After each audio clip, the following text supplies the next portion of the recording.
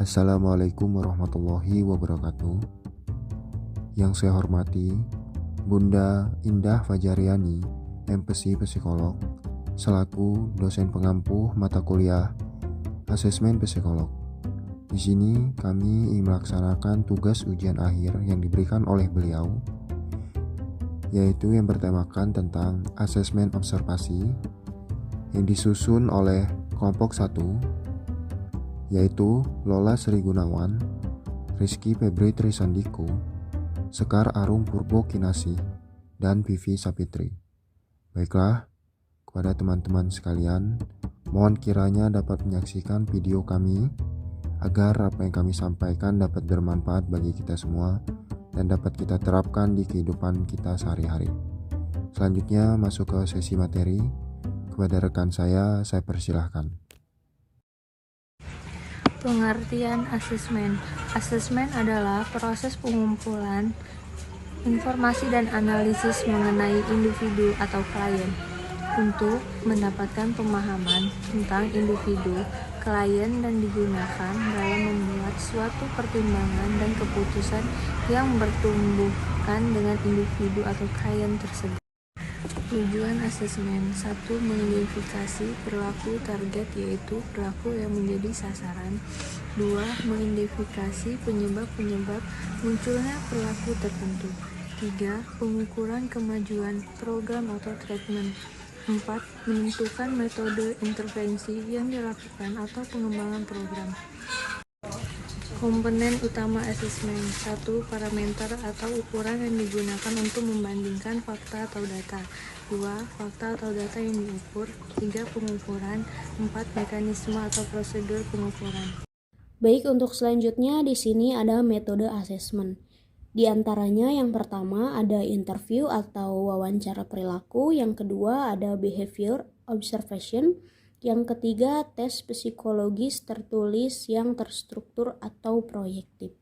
Lalu yang keempat di sini ada live record atau self-report etika. Selanjutnya di sini ada observasi, yaitu metode pengumpulan data yang paling dasar dan paling tua. Karena dalam setiap aktivitas psikologi ada aspek observasi sebagai salah satu metode pengumpulan data yang dilakukan secara sistematis dan sengaja melalui pengamatan dan pencatatan terhadap gejala objek yang diteliti.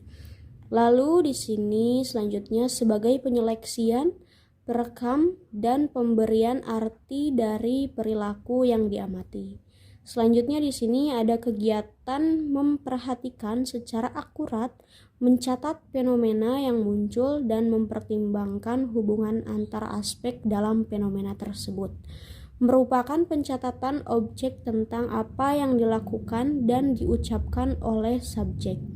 Selanjutnya di sini dapat mengetahui keunikan dan kekhasan setiap subjek dan kejadian, khusus untuk menghindari kekeliruan dalam mengartikan perilaku yang diamati. Maka seorang observer hendaknya dalam memberi catatan keadaan yang diobservasi dilakukan seobjektif mungkin, menjauhkan diri dari memberi interpretasi dan yang terlalu dini. Objek materi observasi berdasarkan tujuan variabel yang menjadi target, contohnya ekspresi verbal, ekspresi non-verbal, respon verbal, perilaku terhadap stimulus, atau kemunculan indikator khusus. Exterior physical signs, contohnya pakaian, gaya rambut, sepatu, tato, rumah, perhiasan, dan lain-lain. Expressive movements merupakan gerakan-gerakan tubuh, contohnya gerakan mata, gerakan wajah, postur tubuh, lengan, senyum, kerutan pada dahi, dan lain-lain. Physical location merupakan perhatian personal space dan lingkungan fisik. Language behavior, contohnya menyilangkan kaki, menyilangkan tangan, dan lain-lain. Level observasi dapat dari aspek khusus dari perilaku individu, kelompok, dan situasi atau proses. Waktu, waktunya kapan, kecepatannya berapa, durasinya berapa. Lokasi, lokasi yaitu tempat. Penampakan eksterior, contohnya cara jalan, berpakaian. Gaya bahasa, gaya bahasanya yaitu intonasi atau pilihan katanya. Jenis observasi, observasi sistematik atau terstruktur.